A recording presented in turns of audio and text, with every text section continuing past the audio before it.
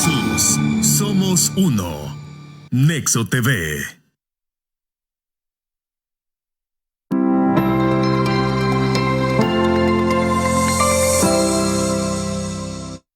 Qué difícil es hacer un programa a la misma hora que está jugando el Barcelona, pero uno crece para enfrentar los retos. Hay muchas palabras que se les da muy mala publicidad y en nuestro vocabulario cristiano una de las palabras peor interpretadas es la palabra religión. Seguramente usted ha escuchado frases como Cristo es relación y no religión, o no seas religioso por esto o lo otro o aquello, pero déjenme quitarle esa mala fama un poco a esa palabra. A lo largo de la historia han existido al menos 4 conceptos básicos acerca de religión, todos positivos. La que más atrae a un servidor es aquella que se deriva de la palabra latina religare. Re significa volver y ligar significa unir. Así que cada religión es el intento del ser humano por conectarse con la deidad. De ahí que nosotros los cristianos creamos que la forma de conectarnos con Dios es a través de Jesucristo y nuestra religión sea una religión cristiana. La palabra religión aparece en 4 ocasiones en la Biblia y en todas en un contexto positivo. Aparece en el libro de Hechos, el capítulo 17, en Tito 1:1 y en par de versículos del capítulo 1 de Santiago. El cristianismo, mi estimado, es una religión y una de las razones para ello es que contiene dogmas. De ahí que cualquiera que viole uno de esos dogmas, modifique uno de esos dogmas o presente alguna visión alterada de ellos, caiga en lo que se conoce como heterodoxia en algunos casos o herejía. Hoy vamos a estudiar el dogma principal de la religión cristiana, a saber, la Trinidad. Soy Emmanuel Rodríguez, esto es Teología para Todos. Bienvenidos.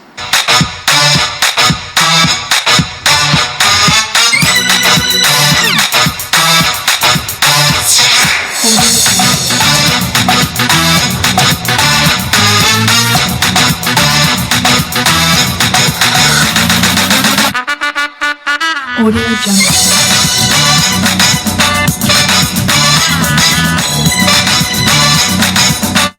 Es que yo no soy religioso, es religión pero no relación. Decir que te interesa a Cristo pero que no te interesa la religión es lo mismo a que digas yo amo a mi esposa pero no me interesa en absoluto el matrimonio. Conocer a Dios dentro del ámbito de la religión y si bien Dios es una persona y hoy vamos a ver que es un ser trino, más bien es 3 personas en un solo Dios, ya dije una herejía. Si bien Dios es personal y puede establecer una relación con Él, el contexto dentro del cual vos lo conocés es el contexto de la religión. Un concepto con el que quiero iniciar es el concepto de dogma. Un dogma es una verdad consensuada. Una verdad que es universal a lo largo del tiempo y universal a lo largo de su expansión. Ustedes sabrán de que los cristianos tenemos distintas expresiones dentro de la multiforme gracia de Dios, a la cual llamamos contemporáneamente denominaciones. Está el hermano bautista, está el hermano pentecostal, el hermano nazareno. Todos son creyentes en Cristo, pero difieren sobre asuntos no fundamentales. Esto incluye la forma de gobierno de la iglesia, la liturgia o forma de culto, la escatología o doctrina de las últimas cosas, pero hay verdades fundamentales que nos unen. A esas verdades se les llama dogma. Eso es lo que nos hace que todos seamos creyentes. Un dogma, por tanto, es algo que fue verdad hace 500 años y si Cristo no ha venido, dentro de 500 años, pues va a seguir siendo verdad. Es una verdad también universal, es verdad aquí, es verdad para los cristianos en Oceanía, en Alaska, en Rusia, en cualquier lugar donde se invoque el nombre de nuestro Señor Jesucristo. El dogma principal del cristianismo es aquel que nosotros vamos a estudiar hoy y es el dogma de la Trinidad. La Trinidad pertenece a un departamento de los 7 que hay dentro de la teología que se le conoce como teología propia o el estudio de Dios en sí.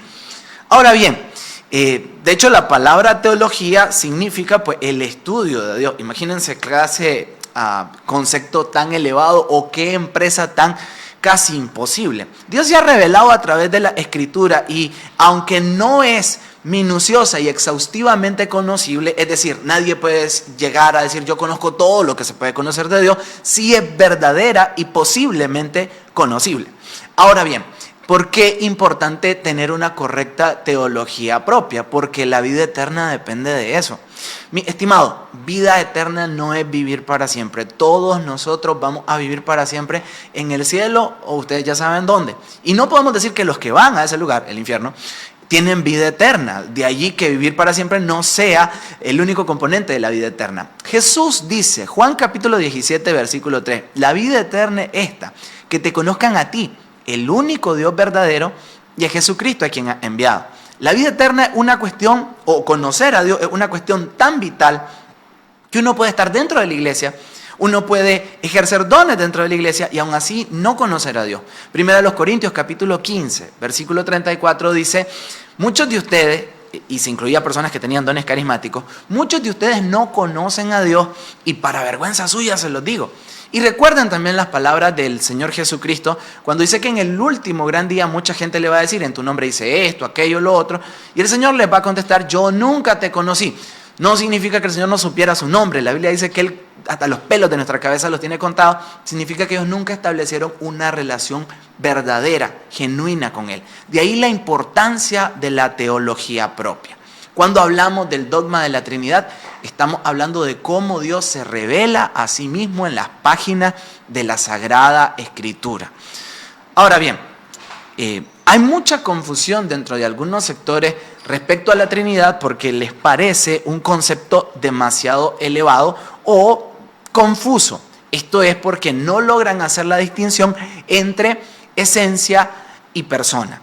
Ahora bien, la Trinidad fue un dogma que se desarrolló a lo largo de 451 años, a partir de que se escribió la Biblia. Fue hasta el año 451 que quedó por escrito para todas las generaciones el dogma, no porque no existiera. Uno de los argumentos que sacan las personas que no creen esta doctrina es que te dicen la palabra Trinidad no aparece en la Biblia, y de hecho no aparece. De hecho la palabra Biblia no aparece en la Biblia, no aparece la palabra omnisciencia o la palabra omnipresencia, pero la derivamos, se infiere a la luz de lo que la Biblia va explicando. Y llevó 451 años no porque no estuviera en la Biblia, sino porque el entendimiento progresivo, el entendimiento que la iglesia tiene respecto de la Biblia fue progresivo. De la misma manera que usted hoy sabe un poquito más acerca de la Biblia que cuando se convirtió, de igual manera cada uno de los dogmas del cristianismo tomó tiempo de desarrollarse. La mayoría de ellos fue respuestas a algunas herejías que se dieron a lo largo de los siglos, y conforme se iba respondiendo a cada uno de esos retos, de esas distorsiones, se fue armando poco a poco el dogma de la Trinidad. Hoy por hoy es confesado por toda la cristiandad. Ahora bien, ¿dónde encontramos la Trinidad a lo largo de la Biblia? El tema da para hacer toda una serie de predicaciones, hacer toda una serie de conferencias, pero a ver, el primer punto es que la Biblia afirma que Dios es uno en esencia. Eso se encuentra en el Antiguo Testamento, en aquella declaración que se conoce como la Shema judía. La Shema judía era la confesión de fe del pueblo de Israel, y aparece en el libro de Deuteronomio, el capítulo 6, donde dice, escucha, oh Israel. De hecho, esa es la palabra hebrea, Shema, oh Israel. Escucha, oh Israel, el Señor nuestro Dios, el Señor uno es. Esa misma enseñanza se encuentra a lo largo del Nuevo Testamento. En el libro de Santiago, capítulo 2, dice, ¿tú crees que Dios es uno?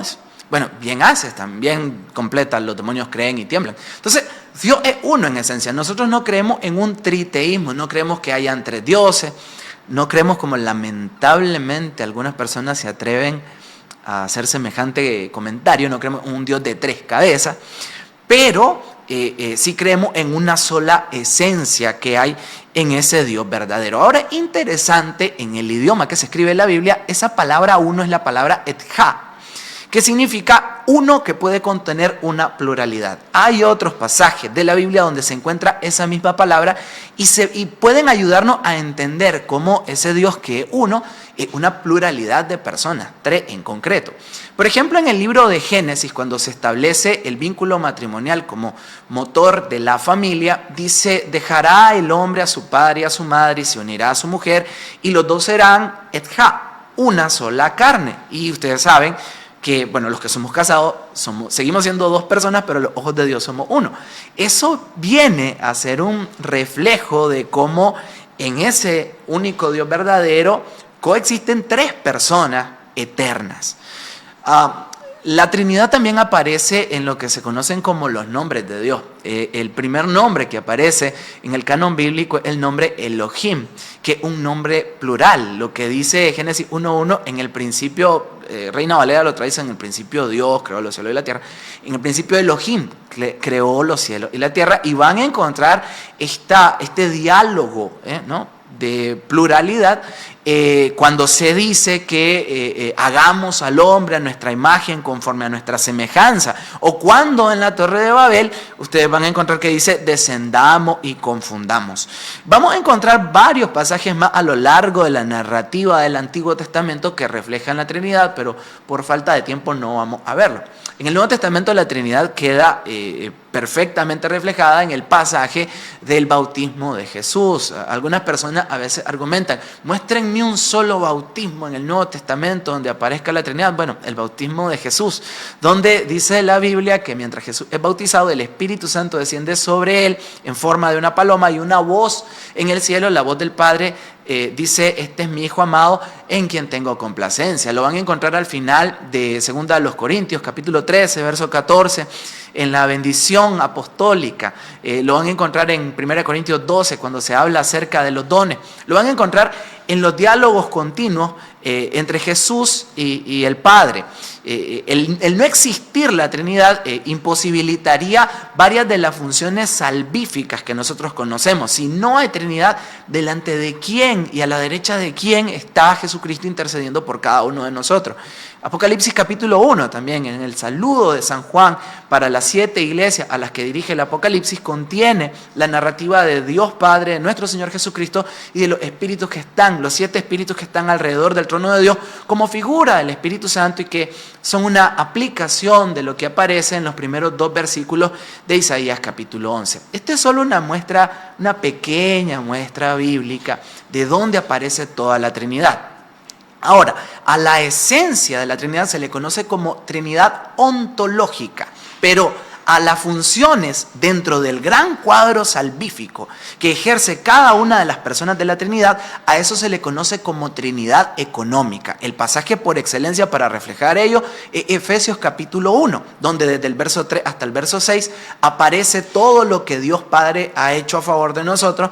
Entre los versos 7 y 12 aparece la obra del que nos limpia de nuestros pecados, nuestro Señor Jesucristo, y en los versos 13 y 14 aparece la obra del Espíritu Santo, que es la arra de nuestra herencia hasta que nosotros lleguemos al cielo. Entonces eso tiene un lugar importante a lo largo de la Biblia. Todo esto se complementa con un correcto estudio acerca de la historia de la iglesia. Yo quisiera animar a todos los que nos ven a que echen una lectura sobre lo que es la historia de la iglesia, porque primero, nos va a enseñar cuáles son nuestras raíces. Segundo, nos va a enseñar de que es muy difícil de que hoy se invente una nueva herejía, aunque por los últimos acontecimientos creo que sí es posible, pero es muy difícil. Pero cada una de las... en el año 325, por ejemplo, se convocó al primer gran concilio universal. ¿Y qué era un concilio? Era cuando se reunía toda la iglesia para discutir un tema central de la fe cristiana. Todo eso basado en un episodio de la Biblia que es Hechos capítulo 15. Bueno, en el año 313 cesa la persecución con el edicto de Milán, y a partir de allí la iglesia empieza a reunirse en concilios para discutir temas doctrinales. Miren qué bien nos haría, por ejemplo, a todos los nicaragüenses, discutir algunos temas que no son pertinentes a todos para llegar a un consenso. Pero bueno, soñemos. Hay varios concilios universales que al menos los protestantes creemos en los 3 primeros, algunos en los 7 primeros.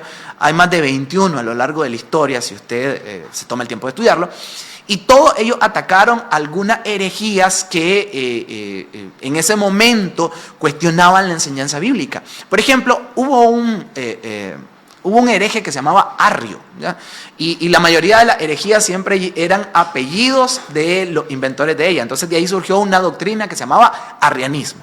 ¿Qué hacía el arrianismo? Bueno, enseñar que Jesucristo es un ser creado. que un ser similar, parecido a Dios, pero no igual a Dios, basado en ciertos pasajes que interpretaba este hombre, por ejemplo en Colosenses capítulo 1, donde dice que Él es el primogénito de la creación, o en Salmos capítulo 2, donde dice, tú eres mi hijo, yo te he engendrado hoy. Entonces si lo engendró, quiere decir que hubo un tiempo en que no estuvo engendrado, y más o menos por ahí va la forma de razonar de este hombre. Entonces él enseñaba eso. ¿Para qué se convocó al concilio de Nicea? Para tener una respuesta a ello. Hoy en día hay personas que creen que Jesucristo es un ser creado y que no es consubstancial, es decir, de la misma naturaleza del Padre. ¿Para qué nos serviría entonces conocer la historia de la iglesia y conocer qué pasó en Nicea? Para tener una respuesta. Muchos años después, en el año 381, se convoca a un segundo concilio, el de Constantinopla. ¿Para qué? Para definir la deidad del Espíritu Santo. Había toda una serie de maestros en el área de Macedonia que enseñaban eso, que Él no era una persona, que era una fuerza vital, una cosa así. Todavía hay personas que sostienen eso. Lamentablemente, mira que la Biblia habla que la blasfemia contra el Espíritu Santo es negarlo. Así que ahí es terreno danger, muy peligroso. Y ahí aparece el dogma trinitario y luego se fueron tocando otras cuestiones como las dos naturalezas que hay en Cristo. Eso se conoce como unión hipostática, y así el concilio de Éfeso en el 431, el concilio, etcétera. En el 451 hubo otro, tal vez falle en algunos nombres, pero eso fue constituyendo el dogma trinitario. De allí que muchas personas que quieren atacar la doctrina de la Trinidad sean reacios a ir a la historia, porque te van a decir cosas como, esta es una de las mentiras más grandes que hay respecto a la historia: Constantino fundó la Iglesia Universal. Eso no es así. Fuente ahí de los deseos, fuente de Times New Roman, porque en los libros de historia no aparece, y ahí yo le animo a todos a comprarse en alguna librería el libro de historia de la iglesia para estudiar cómo se fue desarrollando el dogma. Ahora bien, lamentablemente en nuestras iglesias muy poco se enseña acerca de la Trinidad. Eso es triste porque viene a ser solo un pequeño enunciado que se le enseña a las personas antes de bautizarse y nunca se vuelve a tocar el tema. De ahí que seamos susceptibles a varias enseñanzas que están upside, que están fuera de lugar. El sabelianismo, por ejemplo, fue inventado por un hombre que se llamaba Sabelio. Enseña de que Dios, ¿no?, una sola persona, pero que adopta tres modos. También se le conoce como modalismo, ¿no?